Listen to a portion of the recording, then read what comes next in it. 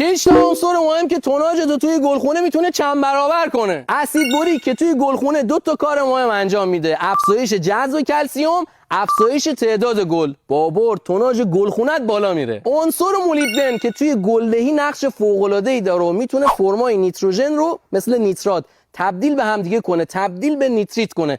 اگه میخواد گلات زیاد بشه توی گلخونه واسه مولیبدن بزنی. منگنز و منیزیم توی افزایش جذب پتاسیم در داخل خاک نقش دارن و باعث افزایش کیفیت، رنگ و ماندگاری میوه‌های خیار میشن. اگه میخوای میوه‌های خوش رنگ و خوش فرمی داشته باشی از منگنز و منیزیم استفاده کن. عنصر بعدی باعث پنبرگ شدن برگاتون توی گلخونه میشه و فتوسنتز رو بالا میبره. هرچی فتوسنتز بیشتر بشه تولید قندم بالا میره و تولید میوه هم بیشتر میشه. این عنصر رویه. گوگرد عنصریه که باعث افزایش مقاومت بوته‌های خیار شما نسبت به بیماری‌های گیاهی میشه و توی تولید 3 تا اسید آمینه داخل گیاه نقش داره. مقدار مصرف هر کدوم از این عناصری که نام بردم توی گلخونه خیلی کمه، اما توناژ شما رو میتونه خیلی تحت تاثیر قرار بده. اگه از این پست خوشت اومد لایکش کن.